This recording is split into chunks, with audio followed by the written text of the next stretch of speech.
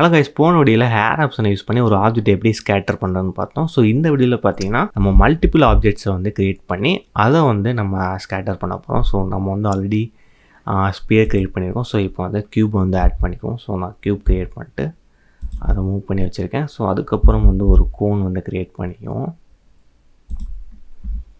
So அதையும் வந்து நம்ம வந்து மூவ் பண்ணி வச்சுக்குவோம். ஸோ இப்போ இது மூணையும் வந்து செலக்ட் பண்ணிட்டு நம்ம கலெக்ஷனுக்குள்ளே வந்து மூவ் பண்ணிக்குவோம். ஸோ நியூ கலெக்ஷனை க்ரியேட் பண்ணிட்டு இந்த கலெக்ஷனுக்கு நீங்கள் என்ன வேணால் பேர் கொடுத்துக்கலாம். ஸோ நான் கலெக்ஷன் 2 வச்சுட்டு ஓகே கொடுத்துறேன்.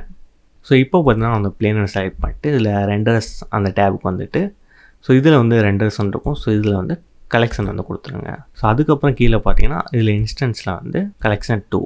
ஸோ இப்போ பார்த்தீங்கன்னா நம்மளுக்கு வந்து அந்த 3 ஆப்ஜெக்ட்டுமே வந்து ஸ்கேட்டர் ஆகிருக்கும். ஸோ இதோட ஸ்கேல் வேல்யூ வந்து நம்ம இன்க்ரீஸ் பண்ணிக்கலாம். அதே மாதிரி அந்த ஸ்கேலோட ரேண்டம்னஸையும் நம்ம இன்க்ரீஸ் பண்ணிக்கலாம். ஒரு ஆப்ஜெக்ட் சிறுசாக இருக்கும், இன்னொரு ஆப்ஜெக்ட் வந்து பெருசாக இருக்கும். ஸோ அந்த மாதிரி நம்ம வந்து க்ரியேட் பண்ணிக்கலாம். ஸோ அதே மாதிரி இதில் நம்பர் ஆஃப் ஆப்ஜெக்டோட வந்து இன்க்ரீஸ் பண்ணிக்கலாம், சீடை வந்து இன்க்ரீஸ் பண்ணிக்கலாம். அதே மாதிரி அந்த ஆப்ஜெக்டோட சைஸையும் வந்து இன்க்ரீஸ் பண்ணிக்கலாம். ஸோ இந்த மாதிரி தான் பார்த்தீங்கன்னா மல்டிபிள் ஆப்ஜெக்டை இந்த ஹேர் ஆப்ஷனை யூஸ் பண்ணி நம்ம ஸ்கேட்டர் பண்ணிக்கலாம். நம்மளோட பிளெண்டர் கிளாஸில் வந்து உங்களுக்கு ஏதாவது டவுட் இருந்துச்சுன்னா நம்மளோட வீடியோ கீழே வந்து கமெண்ட் பண்ணுங்கள். ஏன்னா நாங்கள் வீக்லி பார்த்தீங்கன்னா லைவ் கிளாஸஸும் வந்து கண்டக்ட் பண்ணுறோம். அதில் உங்களோட டவுட்ஸை வந்து கண்டிப்பாக வந்து கிளியர் பண்ணுவோம். ஸோ மறக்காமல் நம்மளோட வீடியோ கீழே உங்களோட டவுட்ஸை வந்து கமெண்ட் பண்ணுங்கள்.